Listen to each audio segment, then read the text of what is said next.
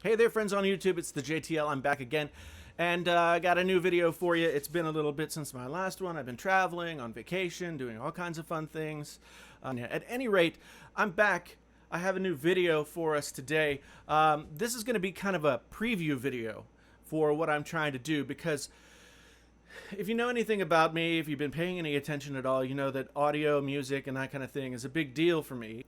I've been interested in the Sonos system for a while, and just this past weekend, my wife and I were looking at our upstairs entertainment center, living family room space, and we were just really unhappy. It was cluttered. It felt closed in. We did some rearranging, and we thought, hey, you know, it would just be great if we didn't have to have all of these cables everywhere, all of these speakers everywhere. If we could just, you know, have the TV mounted on the wall, have something nice and simple mounted below it, some shelves for, you know, the couple of components that we use, as well as you know, videos and baskets and things. You know, my wife likes baskets. It's not necessarily my thing, but she likes it, and you know, happy wife, happy life. And so we went out to Best Buy and we looked around at all the different options. We looked at some of the mid-range Bose systems because you know, I've heard Bose surround sound systems in the past and have always been impressed with them, but not impressed with them for music. And music matters a lot to me. My wife's main concern was that she did not want to have a huge thing that had to, you know, take up a big space in the room. So that meant that every one of the systems that had a subwoofer attached to it that had to be placed somewhere in the room was down the list for her. And really the only thing that was left was the Sonos Playbar. And the Sonos Playbar is expensive. It's $699. Anyway, so we got the Playbar. We mounted it below the TV on the wall. It looks really nice. And even without a sub, yeah, I'm not a big rumbly bass dude. I prefer my music sound signature to be more like the music sound signature of days gone by, without a huge thumping, floor rattling, window shaking bass. And so, without the sub, just listening at regular volumes in a family room setting, the Playbar, it sounds fantastic. We watched a couple of movies so far. I just get, and I started looking at the Sonos system and thinking, you know, Sonos isn't really supposed to be about a one-off deal. It's not supposed to be like one piece and you put it over there and it hooks up to your Wi-Fi system and everything is cool. It's not really supposed to be that. Sonos is supposed to be a networked solution for music throughout your house. Ease of use, being able to listen in different places. I've always been concerned, again, as somebody who really likes high-quality sound in my music, would I be happy with a Sonos system that played music throughout the house, and I got to experience the music in a different way. I got to experience the music throughout the house, and I got to choose maybe what I listen to in one space versus the other, or play it all together. So I just, you know, but the price tag plus my concerns about, you know, it really not being quote unquote high fidelity really kind of kept me from pulling the trigger. But prices for the Sonos have come down. They've eliminated the need for the Sonos Bridge recently. And so I decided to go out to Best Buy again and grab a few things and try them out and see exactly how it worked. If I set it up in the house, I'm going to try it in a few different ways. I'm going to try the Sonos Play 1s, as you see here.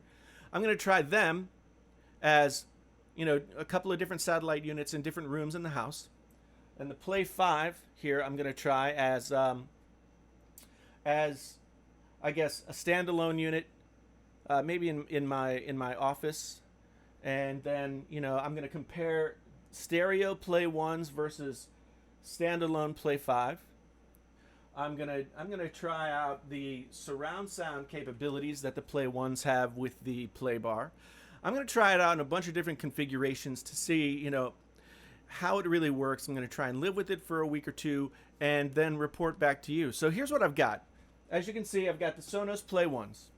These are $199 a piece. And even though they are the smallest of the Play system, people are really sort of saying that they're the newest. The technology that is in here has been, that Sonos has used a lot of what they learned in making the Play 3 and the Play 5.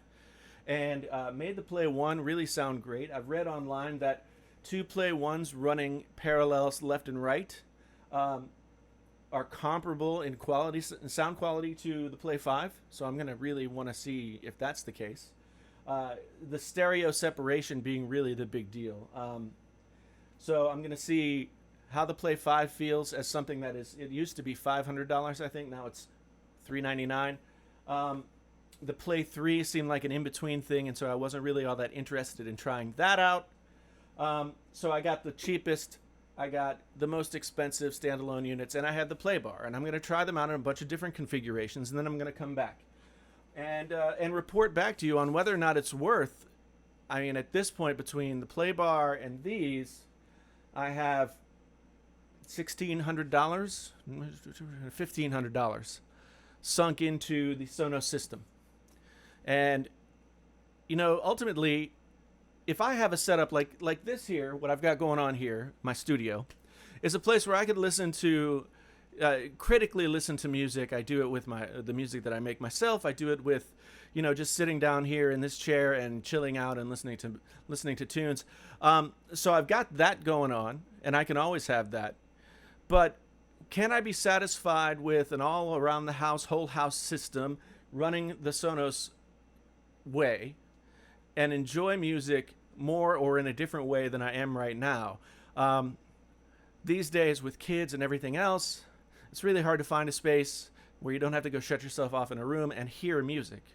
So I'm intrigued. I'm thoughtfully intrigued about this, and I hope that you are too. So if you have anything that you might want me to try, and anything that maybe I could think about as I'm going through this process, leave me something in the comments. Ask, you know, if you have any experience with the Sonos system that might help me in my trials and tribulations. Leave that in the comments. You know, subscribe to the channel to go ahead and find out what it is that I'm going to be doing next, what it is that I find out with this Sonos stuff, and then, you know, if you have any questions, if you have anything at all, just drop me a note, drop me a message, drop me a comment, drop me a like, because likes do help, and subscribe to the channel. In the meantime, I'm going to unbox these things. I'm not going to bore you guys with unboxing. I mean, there's not much in the box because I watched some unboxings and I ended up skipping through them. It's a speaker in a box with some paper and a cable or two. That's it. You don't need me to show you what's in the box. It's pretty simple. So I'll report back soon, YouTube. Until then, this is the JTL, and I am out.